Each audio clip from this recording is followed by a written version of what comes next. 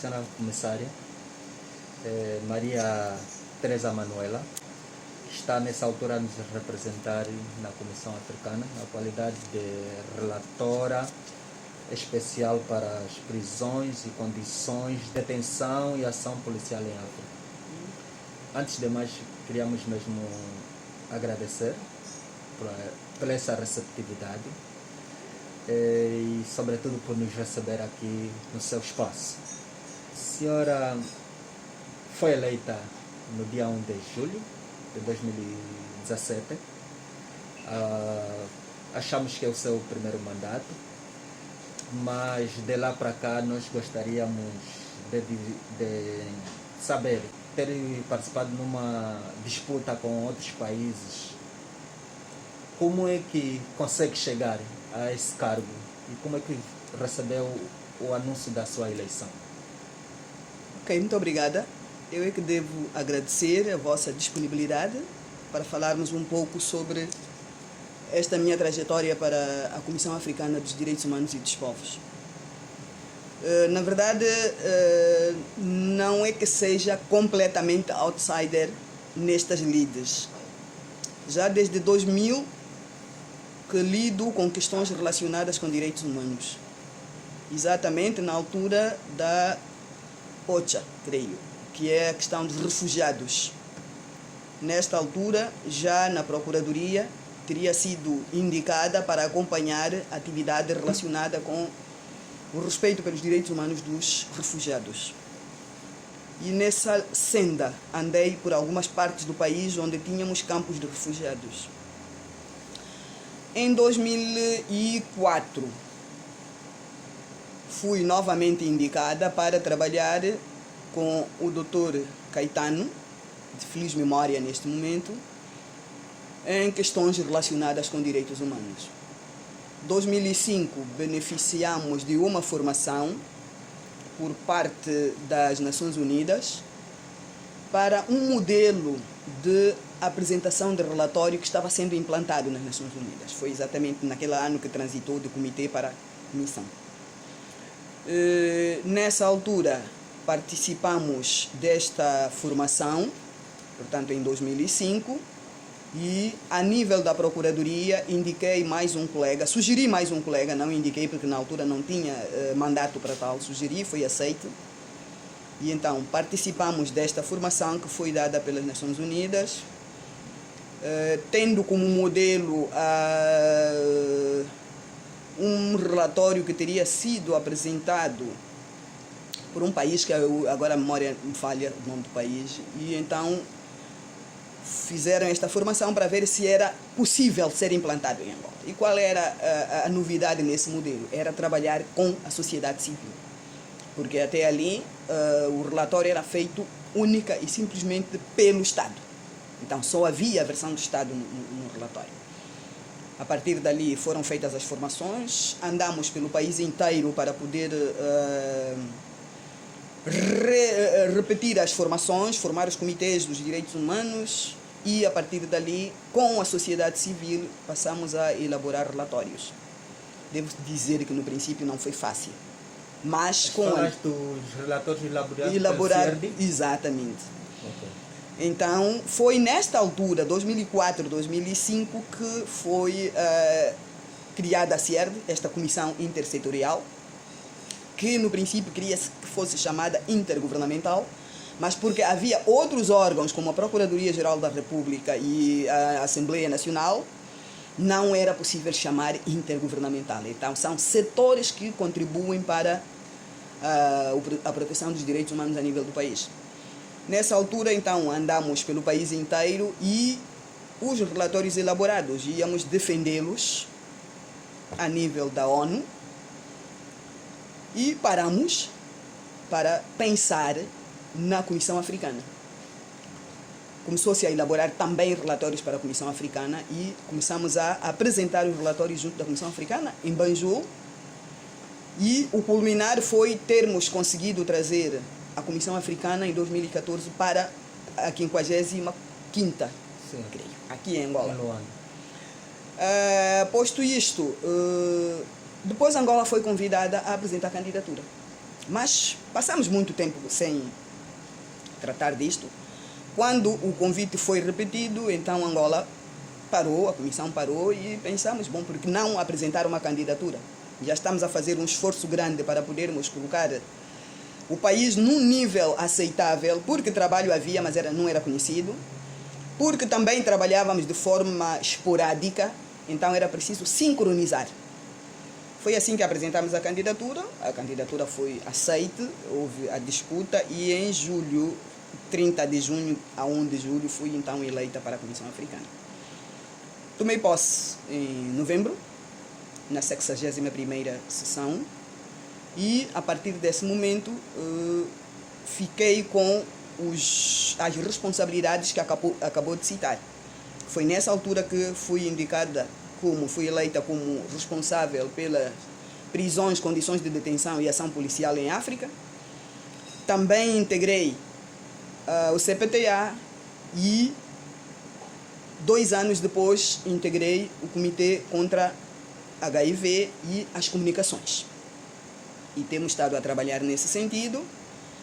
No exercício deste mandato já fiz algumas visitas de promoção a alguns países, mais concretamente, e devo dizer que para além destas responsabilidades, cada comissário tem 5 países para acompanhar a implementação dos direitos humanos.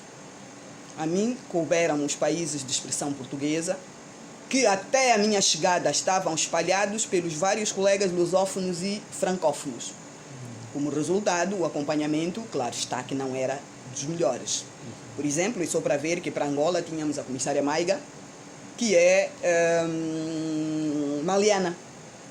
Ela esteve cá várias vezes, mas para isso tínhamos que fazer a cobertura, né? Tivemos que acompanhar como comissão intersectorial, também aqui a nível da Procuradoria, porque ela fez uma visita aqui à Procuradoria. Tivemos que recebê-la como procuradora na altura e responsável pelo Núcleo dos Direitos Humanos, de 2011 até 2017, quando eu tive que deixar para poder assumir a Comissão Africana. Já fiz visitas a São Tomé, a Guiné-Bissau. Temos estado a pedir, portanto, havia já uma visita pronta em 2019 para Moçambique, mas a questão do IDAI e das intempéries que houve, não foi possível concluir e então temos estado a lutar para retomar esta visita. 20 e 21 foram anos nulos por causa da Covid. Temos pedidos para ir para Cabo Verde, Guiné Equatorial, então estamos a aguardar que os Estados aceitem para nós podermos empreender estas visitas de promoção. Entretanto, a nível de outros comissários, sempre que há visitas de promoção de direitos humanos nos seus respectivos países, a Comissão cria uma task force e nela, por causa das questões relacionadas com prisões e polícias, regularmente estou presente. É para dizer que já estive no Botsuana, já estive na Tunísia, já estive...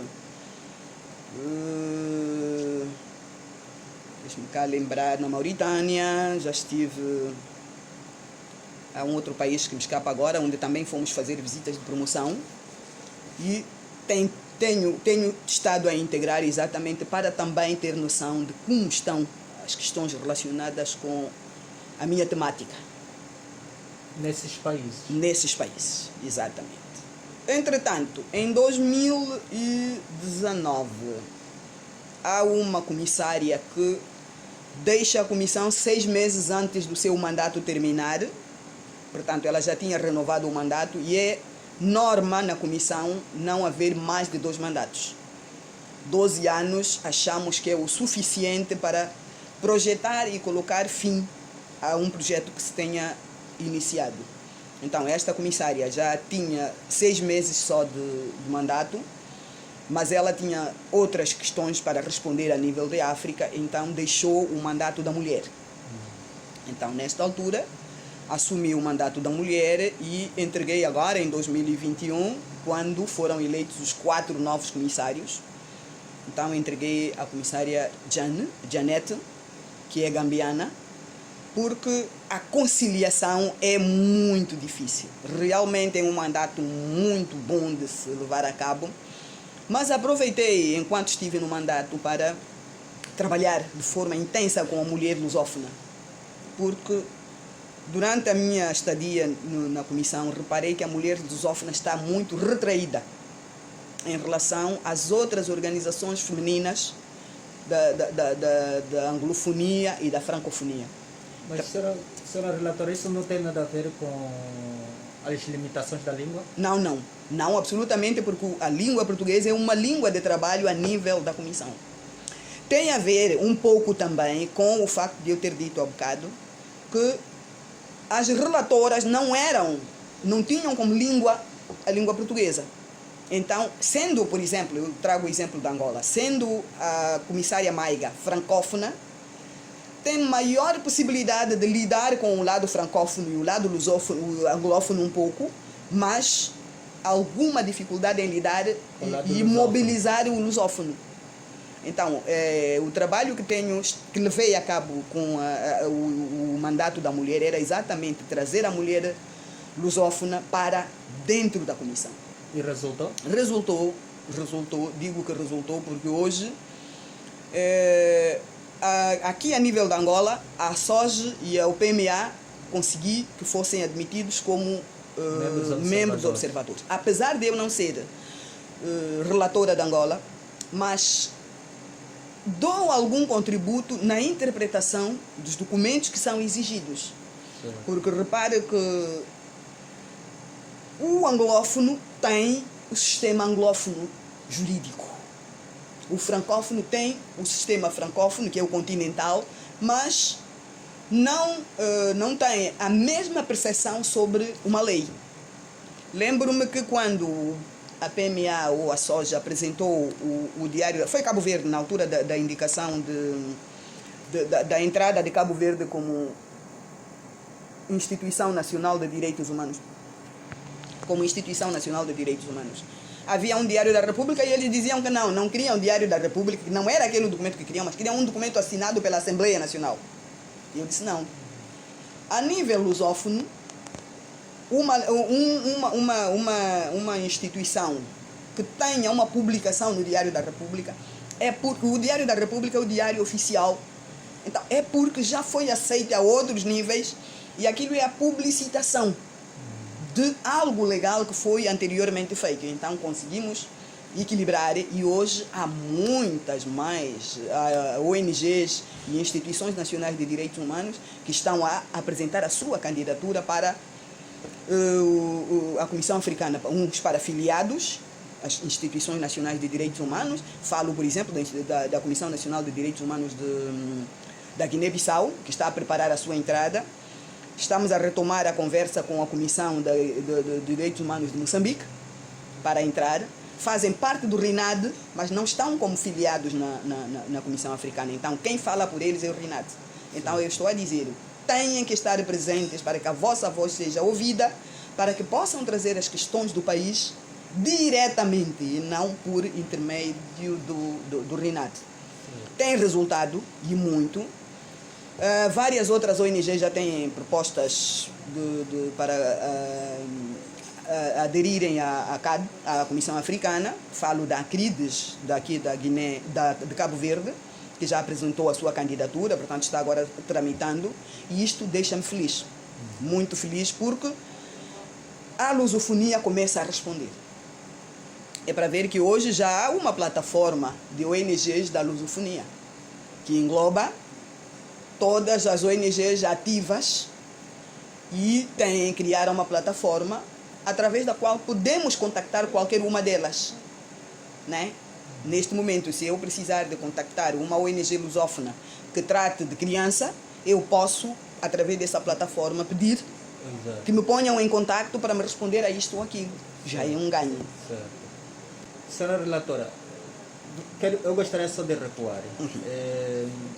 Antes da atuação da Angola a nível da União Africana, Angola esteve muito ligado ao Comitê de Direitos Humanos nas Nações Unidas, Exato. através da revisão periódica universal e sobre os direitos civis e políticos.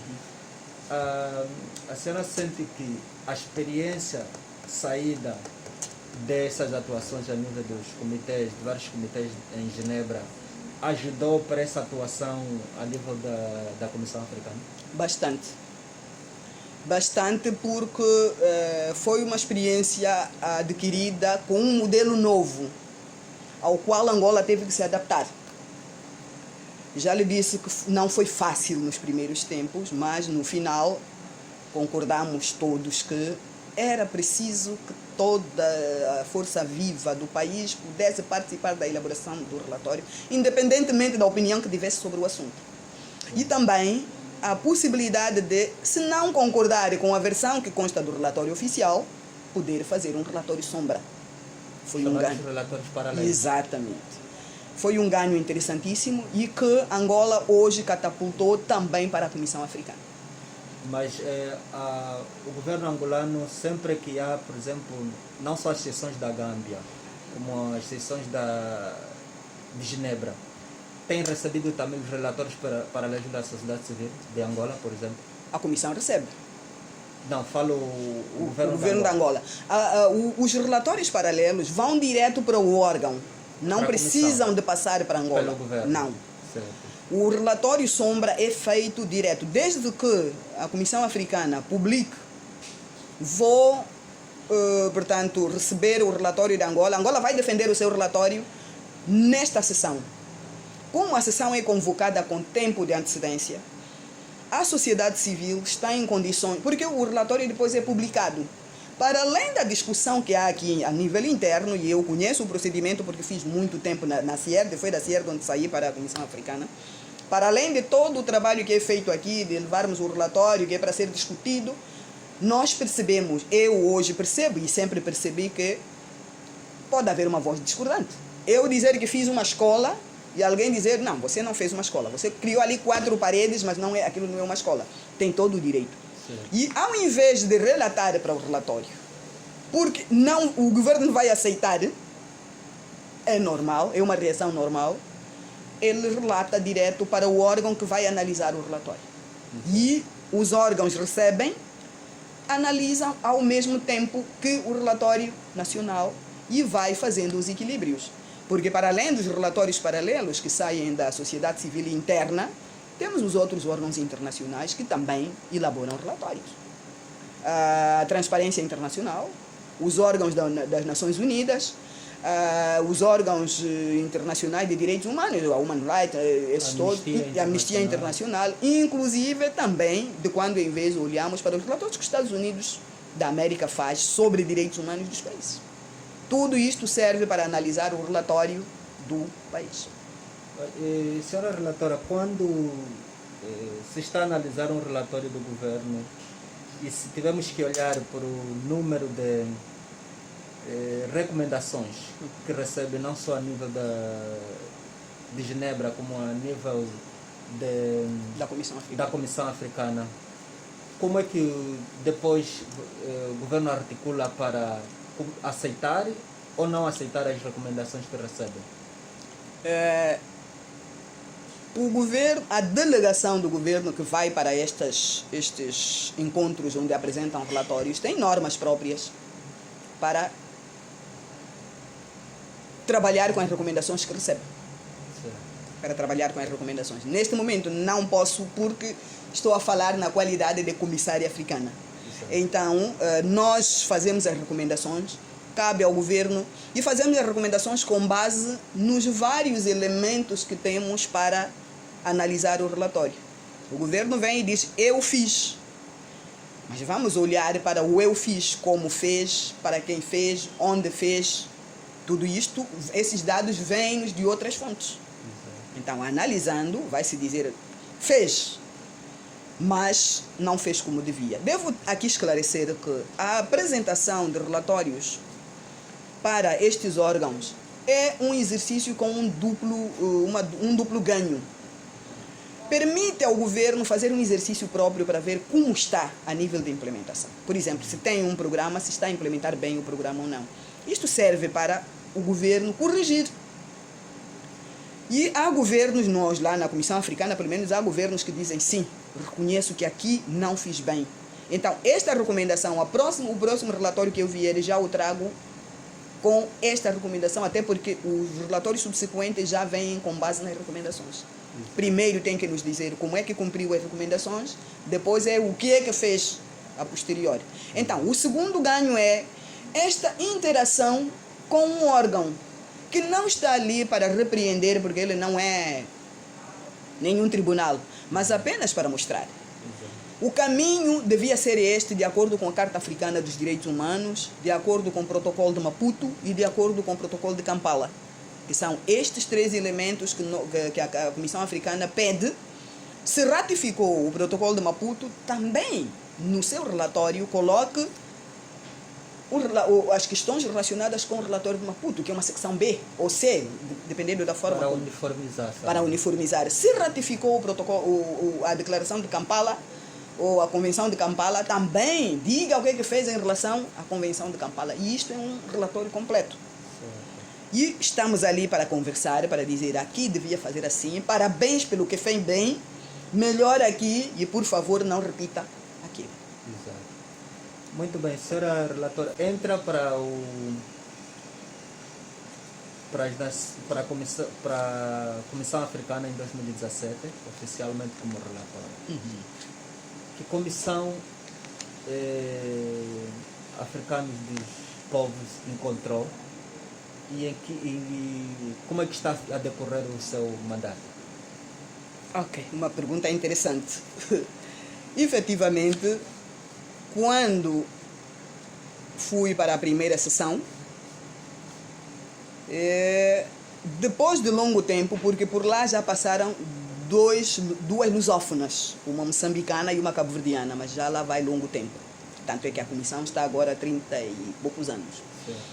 Quando chego à Comissão Africana, o primeiro... A senhora é a terceira lusófona. Sou a terceira lusófona.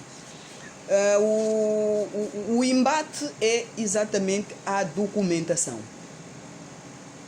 Tinham algum problema em traduzir os documentos para a língua portuguesa.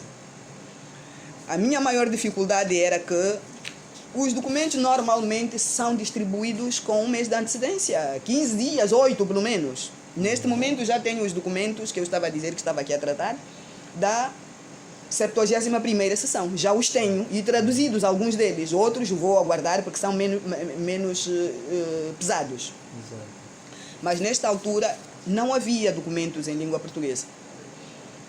Eu trabalhei sem regulamento interno na língua portuguesa, o regulamento de 2010, até mais ou menos 2019. Então, eu tive que me organizar. Bom, hoje as TIC permitem, vai ser uma coisa rudimentar, mas pelo menos vou perceber. Por quê? Porque quando vamos para a comissão, o comissário está ali, mas tem ali o regulamento interno, porque é ele que dirige a vida da comissão.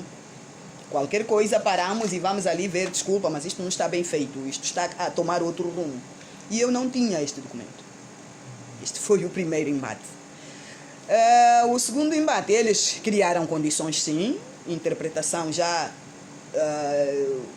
bem articulada, tradução bem articulada, mas os documentos chegavam tarde.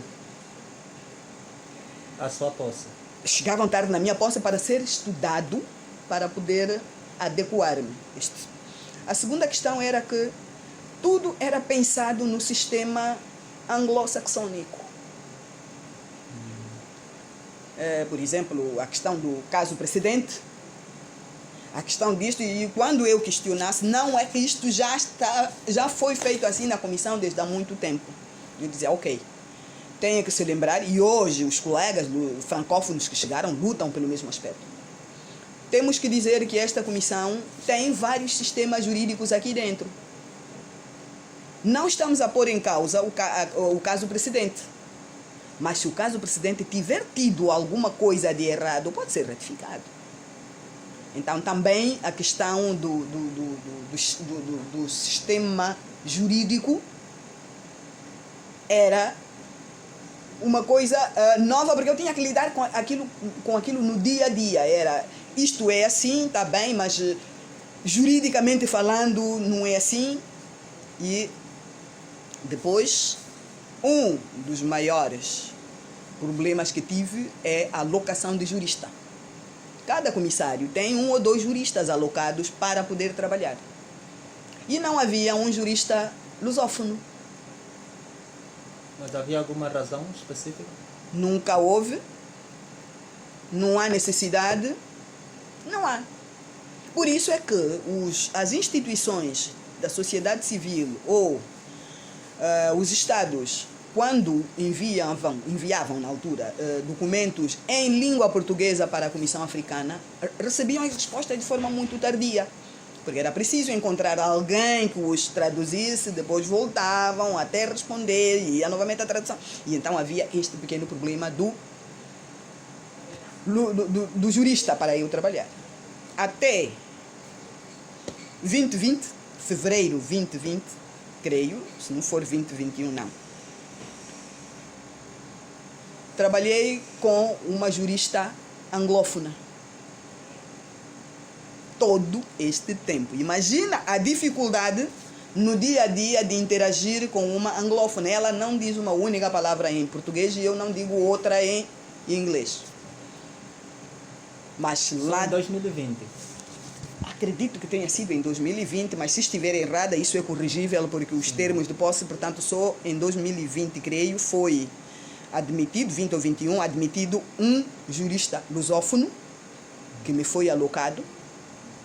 E este ano, 22, tornou a entrar outro jurista lusófono que sai do Tribunal Africano para a Comissão Africana. Facilita mais estando com o lusófono ou com a... Facilita estar com o lusófono porque a troca de ideias é mais rápida, né? A troca de ideias é mais rápida. Podemos traduzir isso depois para o inglês e o francês. Mas a discussão entre o comissário e o jurista é mais rápida. Eu tenho este problema, a minha sensação é esta. Ele diz, não, mas aqui faz-se isto. Isto com a minha jurista anglófona era feito por escrito. E isto atrasava sobremaneira o trabalho. Sim. Exatamente. Foram estas barreiras. De resto, a nível pessoal não tive qualquer problema. A nível de convivência com colegas não tive qualquer problema, porque todos eles já estão habituados a trabalhar com várias línguas. Aquilo que não der para falarmos de forma correta, um inglês mal falado, um francês mal falado, já dá para convivermos. Certo. O problema é a língua de trabalho. Porque, por exemplo, eu não vou aceitar trabalhar numa comunicação, eu sou do grupo das comunicações, que esteja toda ela em inglês. Não é possível. Tem que me trazer uma comunicação, uma versão na língua portuguesa, pelo menos das decisões, para que eu possa integrar as minhas sugestões, para que eu possa compreender e possa participar de forma efetiva naquela comunicação. Mas já houve momentos de que precisava ter essas informações, mas que não tinha. Eu vou lhe confessar que, como eu entrei em 2017 e havia comunicações antigas que, se eu exigisse que tivessem que traduzir para eu poder participar, demorariam mais tempo, chegamos a um acordo com a comissão. Tudo aquilo que é mérito, porque já foi discutido durante longos anos, podem decidir que eu fico confortada com a decisão que vocês tomarem. São 10 comissários. A minha opinião, de certeza, não haveria. Mas aquelas que entraram agora, neste momento que eu estou na comissão, eu também quero ter seguimento do princípio ao fim. Mas já se sentiu na condição de ter havido uma decisão que foi tomada, mas que não concordasse, por exemplo? Isto é normal. Isto é muito normal e nós chamamos a isso de voto de vencido. Se eu não concordo com alguma decisão, não a emperro, não a inviabilizo. Simplesmente digo que não estou confortável e devo justificar porque é que não estou confortável. Eu justifico porque é que não concordo com aquela decisão. Foi tomada pela maioria. A comissão trabalha, é um órgão coletivo. Se 10 vozes disseram que está bem, eu não estou confortável com aquilo, eu devo dizer, bom, concordo, mas eu discordo neste e naquele ponto e vou fundamentar. Isto é normal. Tanto em português como em inglês, como em francês, é muito normal que haja decisões com as quais a gente não concorda, porque a interpretação que um jurista dá a um determinado facto pode não ser idêntica à minha. Podemos não ter o mesmo ponto de vista, podemos não ter a mesma fundamentação legal. Então eu devo dizer porque é que não concordo. Já acho que está a caminho de 5 anos. Como é que está a situação das detenções, ação policial em África? Ou nos países que atuam? Muito bem. Bem colocada. E por favor, queira também nos fazer um paralelo com a realidade do nosso país. Muito bem. A nível de África, questões das prisões e de polícia já vêm sendo discutidas desde 1996. Há uma declaração, a que chamamos de Declaração de Kampala, que chama a atenção aos países africanos para as condições de prisão em África.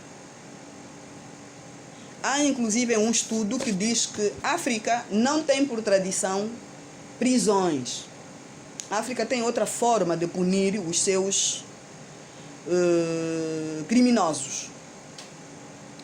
Prisões foram instituições trazidas por quem efetivamente colonizou e era uma forma de vilipendiar a condição do africano. Porque se olharmos para os países que colonizaram a África, vamos olhar para Angola, quis um paralelo com Angola, quem veio como colono eram os prisioneiros.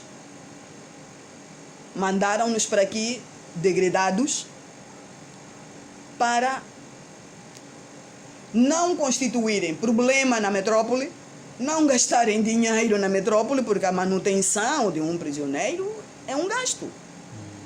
E serem reabilitados, entre aspas, vão se sentir homens livres, vão investir, talvez se esqueçam da malvadez, entre aspas.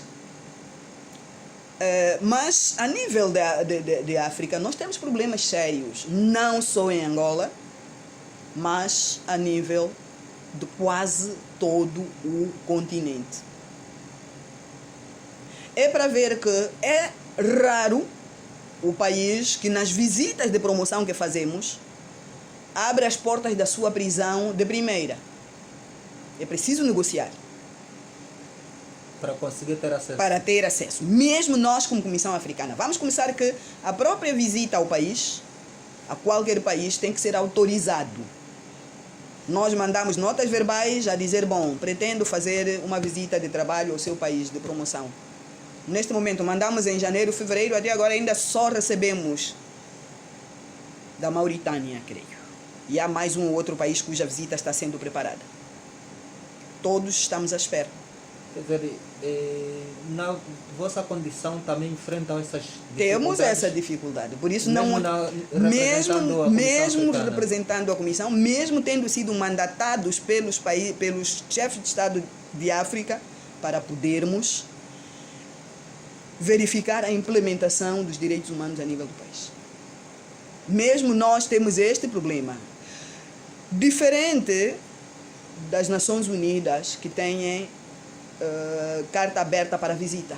É só comunicar, eu venho aí e vai.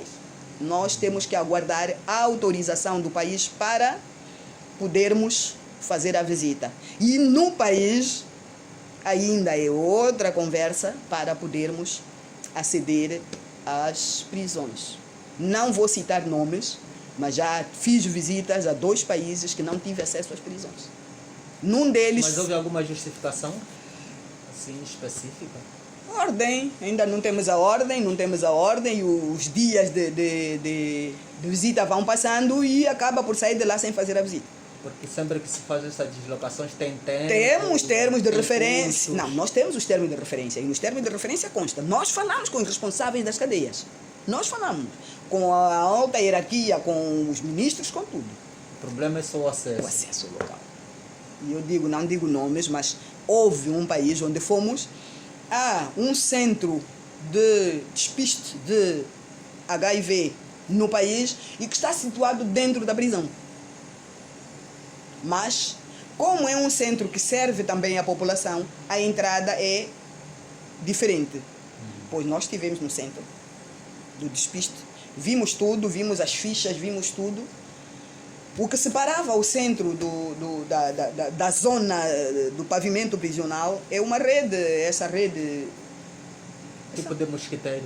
Essa é a nossa rede elástica. Ah, elástica, sim. Mas não entramos na prisão porque não obtivemos autorização até o dia de sair. Portanto, o problema não é... As cadeias em África têm os seus problemas. Maioritariamente são cadeias construídas na época colonial, não tão padronizados com os parâmetros internacionais. Acessibilidade, saneamento básico, espaços, tudo isto constitui problema. Alimentação, visitas, recreio, formação profissional e pessoal constitui problema. Saúde constitui problema. Não é uma generalidade. Há exceções. Mas a percepção que temos é esta. Tanto é que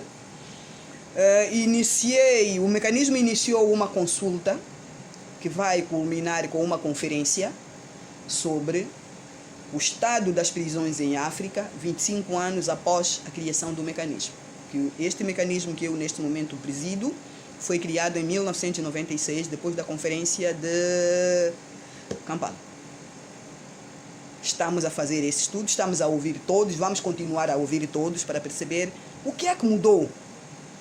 Daquilo que foi identificado nesta conferência de Kampala de setembro até hoje, os Estados africanos implementaram, alterou alguma coisa. Para não sermos nós a dar a resposta, vamos pedir à comunidade que trabalha com as prisões, sociedade civil, Estados, instituições nacionais de direitos humanos, instituições internacionais que também trabalham em África, como a ONU, a Cruz Vermelha e todos estes, para nos dizermos, para no final dizermos como é que estão as cadeias em África. Devo dizer que, ligando a polícia, a atuação da polícia, sabe que a polícia segue regras castrenses. É outro vetor sensível de se trabalhar. É um vetor que é preciso muita discrição e muita responsabilidade.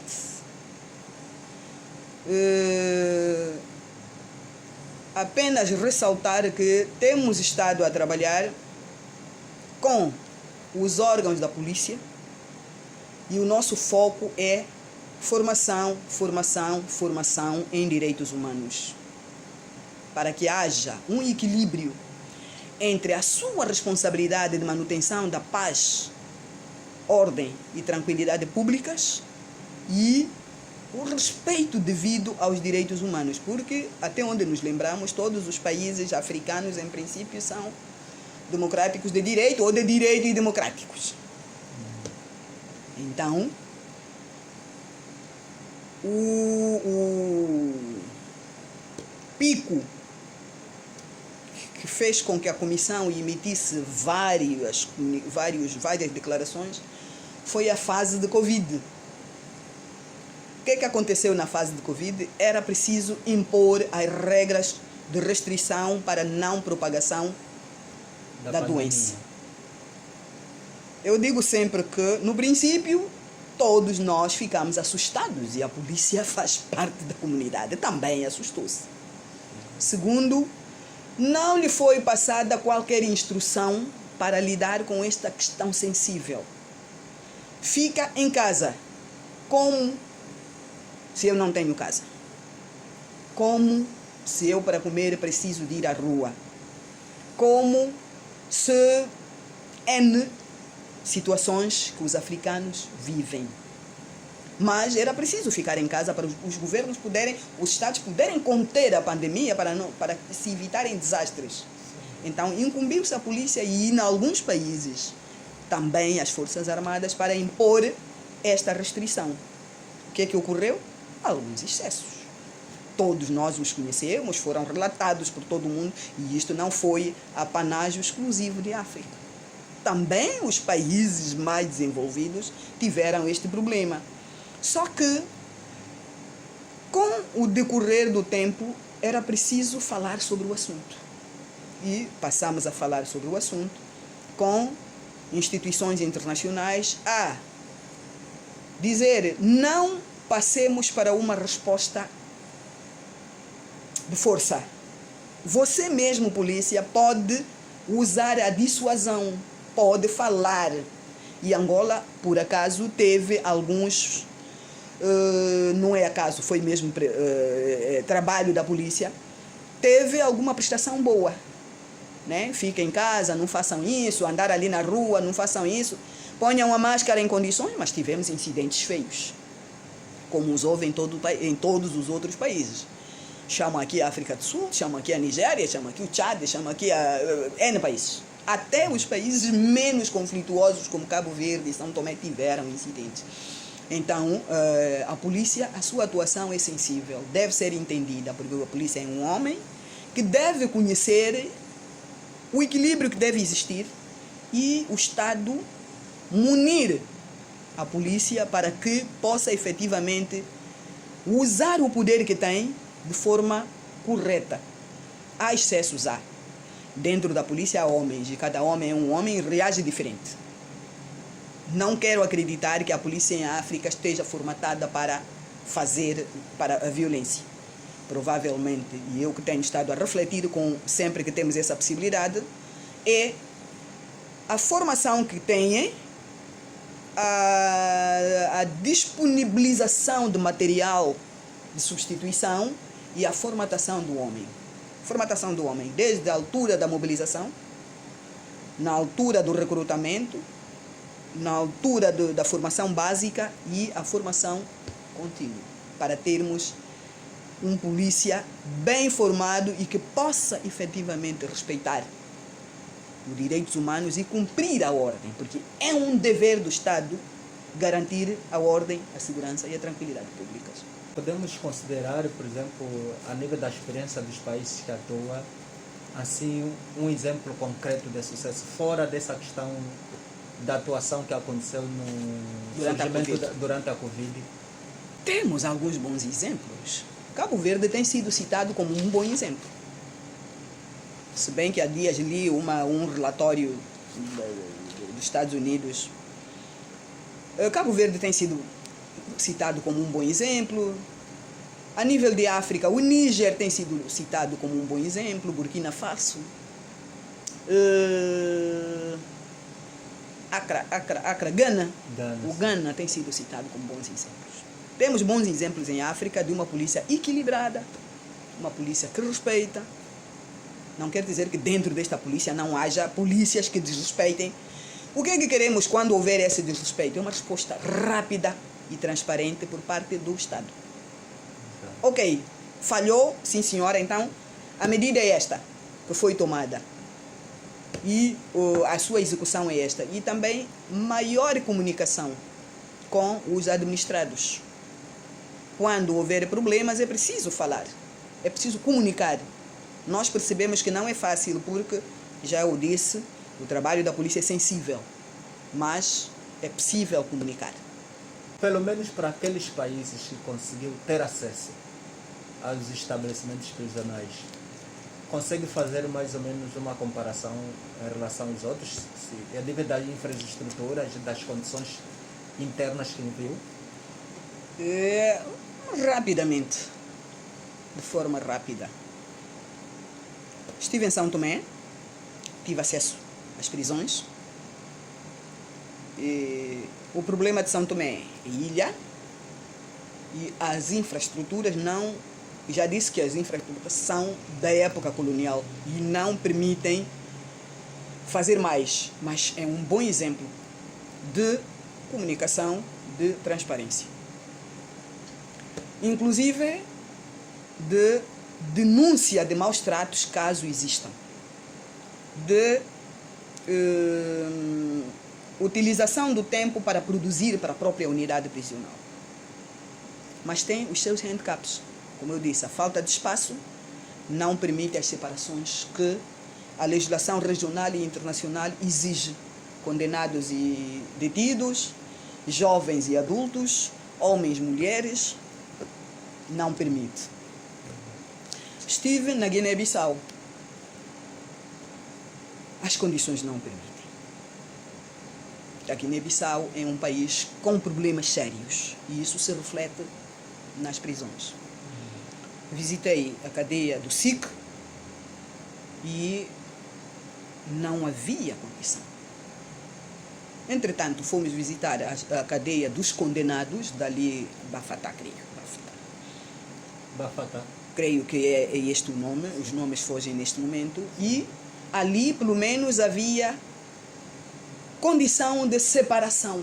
Tanto é que não encontramos mulheres, não havia mulheres condenadas. Havia apenas senhores, cada um tinha o seu sítio, 2 em cada cela. Almoçamos com eles, alimentação bem confeccionada e derivada do seu trabalho. São 2 exemplos que posso lhe trazer assim de fresco, que estive lá e vi, isto consta dos nossos relatórios. Mas nós não podemos, eu sempre digo, não podemos comparar. Deixa-me ver.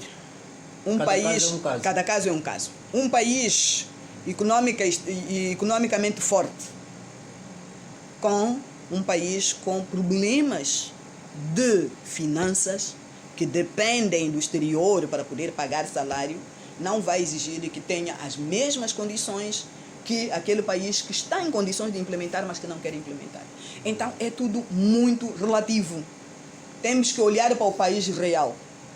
Mas esses que têm condições conseguem fazer o seu papel? Alguns fazem o seu papel. E Angola tem sido uma referência.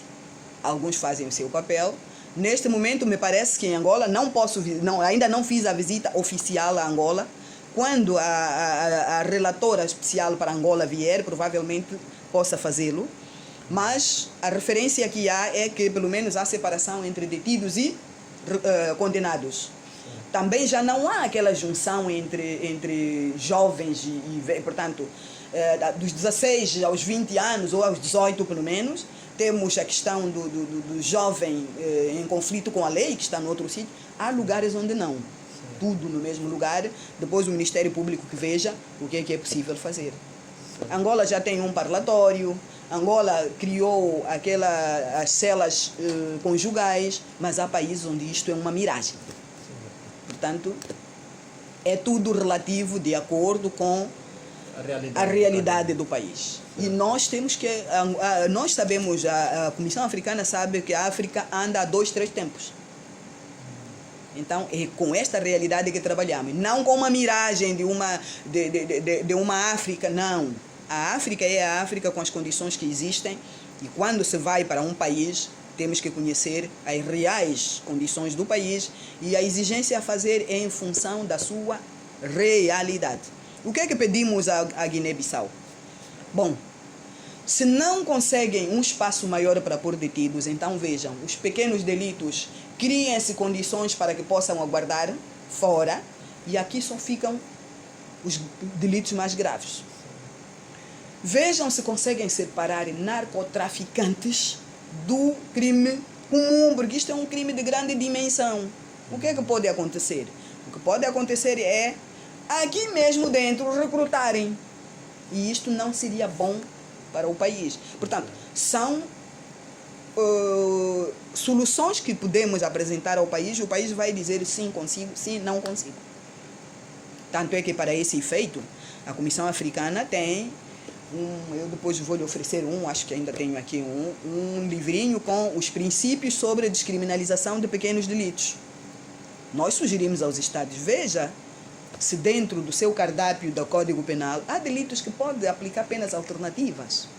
Não ponha tudo na prisão, porque a prisão é um estabelecimento em que o Estado tem que investir. E se o Estado não tem para investir para os que estão aqui fora, quanto mais os que estão lá dentro. Então, o que acontece é que por vezes são esquecidos. São esquecidos porque o orçamento não chega para isto, não chega para aquilo, não chega. Então, por favor, olhe para o seu Código Penal, veja se há um leque de crimes que não são tão gravosos, que não provoquem um dano social tão grande. E alguns deles até são crimes de pobreza. Vender na rua. Sim, é um distúrbio, é isto, é aquilo, tudo muito bem. A saída é cadeia? Não deve ser a cadeia, provavelmente. Deve haver outras áreas que podem responder e não concretamente a cadeia. Sim, mas a população não aceita. Nós até concordamos, a população, nós fazemos parte da população e quando uma coisa não me passa na cabeça, não aceito fazer. Água mole em pedra dura. Mais uma questão nesse capítulo. Tem-se existido relatos nas cadeias, sobretudo nas alas femininas, de detentas que às vezes aparecem grávidas e que supostamente foram se envolvendo com os agentes prisionais. E também tem a situação, por exemplo, das detentas que depois de entrarem dentro, entram já grávida ou vão se engravidando lá dentro e depois vão criando os filhos aí dentro. Há alguma norma, lei específica que fala sobre isso a nível do organismo que dirige? Das mulheres grávidas que têm que criar as crianças dentro do estabelecimento prisional? Okay. Ou das detentas que se engravidam lá. Vamos começar pelo primeiro aspecto. Sim. Há sim relatos a nível de vários países de problemas de envolvimento sexual de reclusas com agentes prisionais. Moçambique tem um caso público. O Estado disse que não. Nós escrevemos para o Estado disse que não, mas há relatórios. Há relatórios, foi o que dissemos ao Estado. Se há relatórios, se há isto e aquilo, convém verificar se há alguma coisa que possa ser corrigida. E nós sabemos que a nível interno algumas coisas foram corrigidas, mas ao invés de serem sancionados, foram colocados noutras áreas. Em Moçambique descobriu-se esta presumível rede de prostituição a partir da cadeia. Que as detentas são levadas para o exterior e os proventos dessa prostituição são repartidos entre os agentes prisionais. E também há relatos em vários países africanos de reclusas que são obrigadas a envolver-se com os agentes prisionais para obter algumas benesses, para poder sair. Redução da pena. Exato. Redução da pena não digo, mas ter benesses lá dentro. Possibilidade de sair, possibilidade de receber visitas, possibilidade disto e daquilo. Portanto, tem mais regalias em relação às que se recusam a manter este relacionamento. Há relatos disto em todo o lado. Há homens, há mulheres, por isso é que se exige, a norma diz que deve haver uma separação física. Mais uma vez um exemplo de Angola, há uma separação física de mulheres e homens. São Tomé também havia uma separação física de mulheres e homens, poucas mulheres, mas, tal como Angola, tudo no mesmo recinto prisional. Em relação à criança que vive com a mãe, que nasce e vive com a mãe, há normas que dizem, regionais, internacionais e também nacionais. Por quê? Porque os países são parte destes instrumentos internacionais e regionais. Há países que os recebem diretamente, são de aplicação imediata.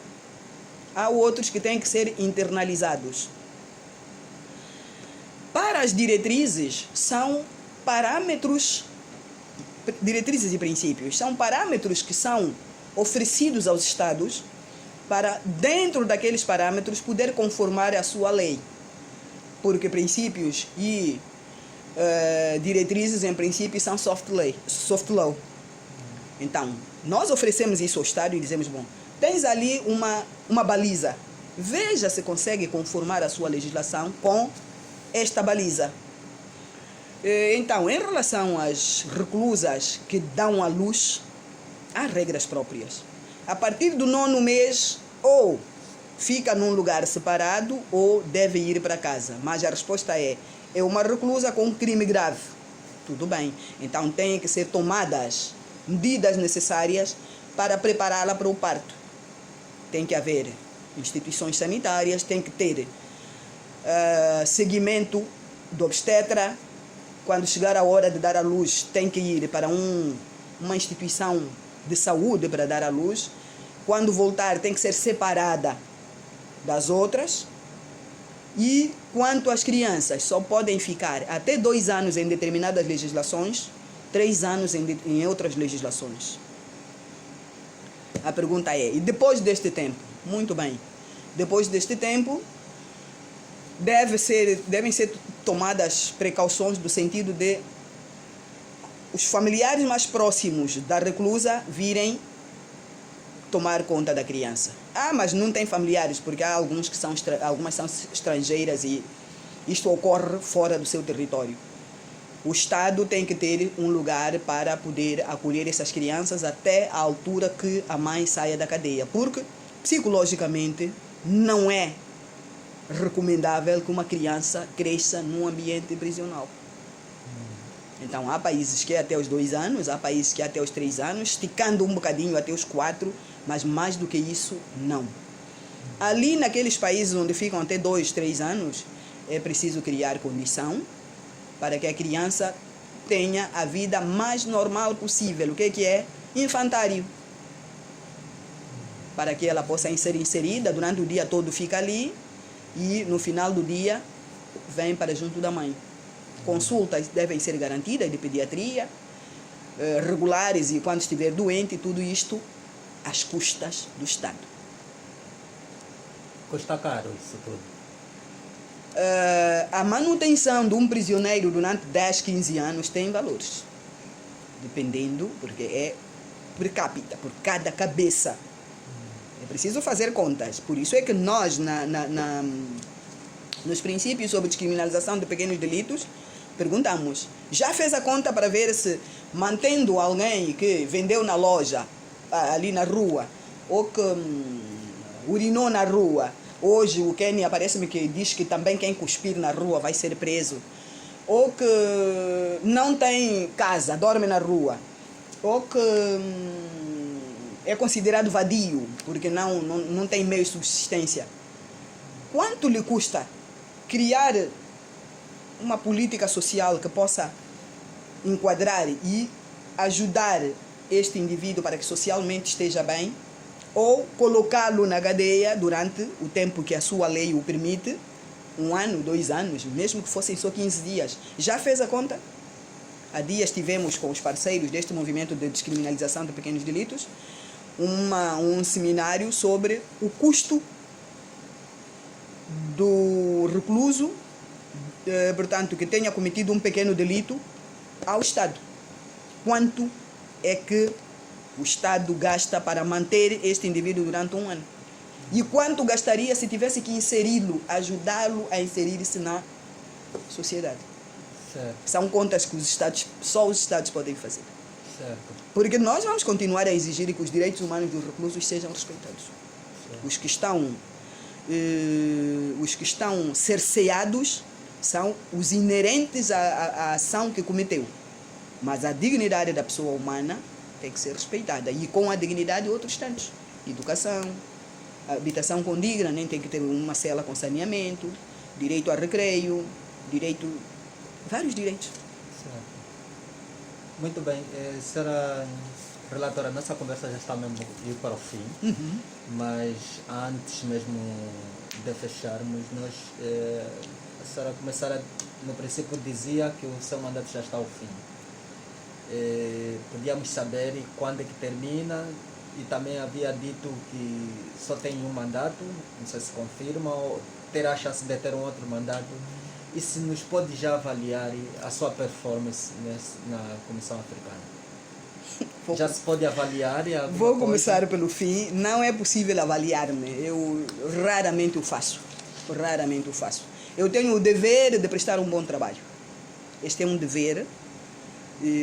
Eu tenho consciência que não estou lá porque sou a mais importante, que não estou lá porque sou a que melhor entende disto, mas estou lá porque confiaram que poderia prestar algum serviço. E o meu empenho é este: tentar prestar um melhor serviço, tentar fazer com que mais lusófonos se interessem pelas questões da Comissão Africana e da União Africana, porque infelizmente nós, os africanos, preocupamos-nos mais em estar bem com as Nações Unidas. Relatórios prontinhos para as Nações Unidas, tudo em tempo e horas, e quando um órgão das Nações Unidas quer ir para o nosso país é de imediato. União Africana, que é um órgão que nós próprios criamos, um órgão que olha para os direitos humanos na nossa perspectiva africana. E as instituições que ele criou, normalmente nós não prestamos a atenção devida. Então, a minha missão é fazer com que os países olhem de forma diferente e se revejam no trabalho da União Africana e, consequentemente, da Comissão Africana. Não tenho como me avaliar, porque provavelmente não tenha feito muita coisa que poderia ter feito, mas devo dizer que os constrangimentos iniciais devem ter pesado bastante no desempenho. Quanto ao mandato, sim, termina em junho de 2023. Tudo vai depender do Estado, se quer recandidatar-me, se não. Quanto a mim, enquanto houver forças e possa persuadir mais pessoas a candidatar-se, a apresentar-se, a prestar-se a trabalhar para a Comissão Africana e para a União Africana, é um desiderato que para mim seria muito bom no final do meu mandato. Portanto, temos que pensar no mandato um por um. Eu, no princípio, dizia-lhe que é norma na Comissão Africana não se passar do segundo mandato. Porque o regulamento e a carta estão em aberto. Portanto, o mandato é de 6 anos renováveis. Ou renovável ou renováveis. Mas não se conhece história na Comissão Africana de algum comissário que tenha ficado mais de 2 mandatos. Não se conhece. Então, o meu mandato termina em 2023. Depois disto, vê-se o que é que virá para frente.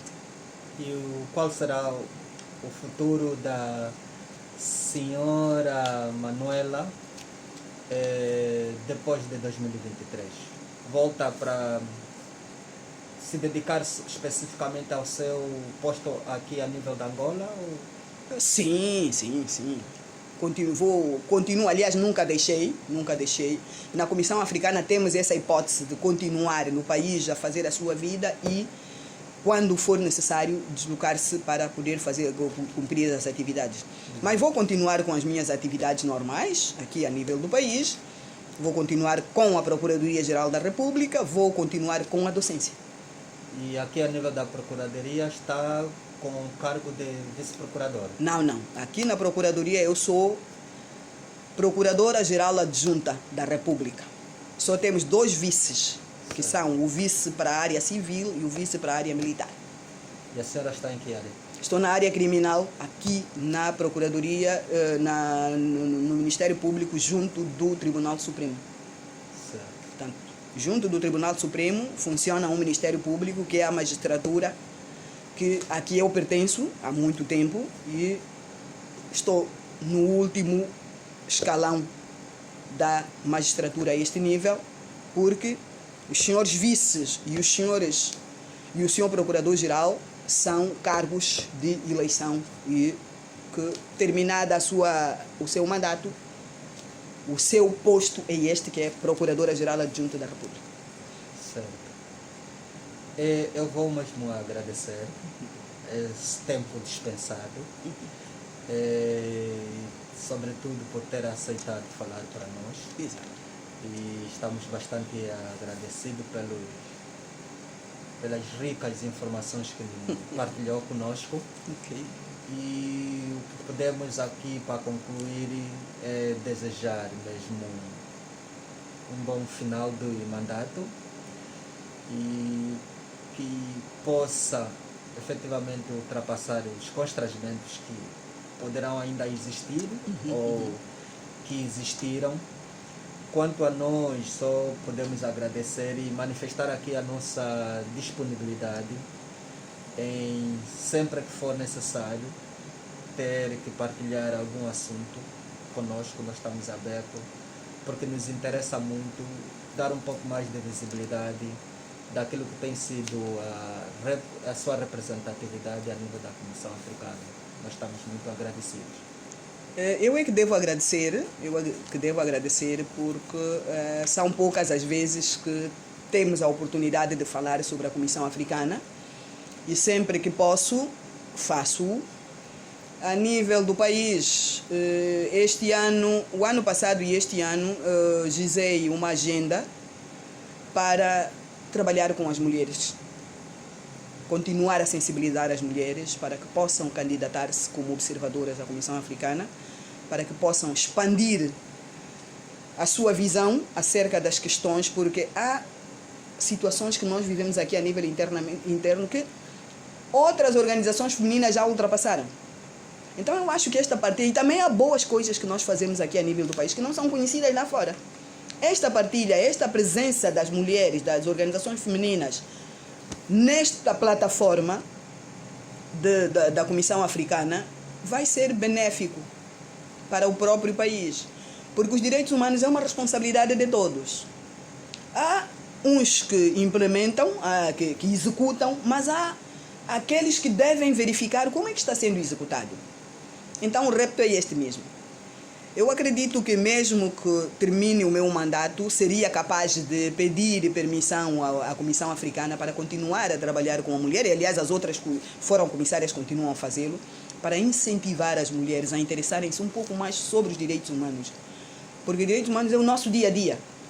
E não podemos virar a cara, não podemos deixar que sejam outros a decidir por nós.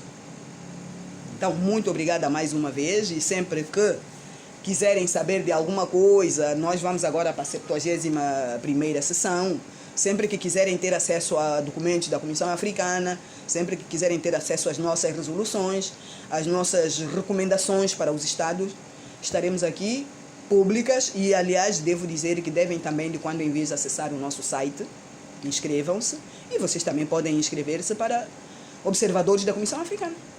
Por que não? É um convite e um repto que vos deixo. Assim o faremos. É ok. Assim o faremos. Muito obrigado. Muito obrigado mais uma vez. Obrigado. Senhora.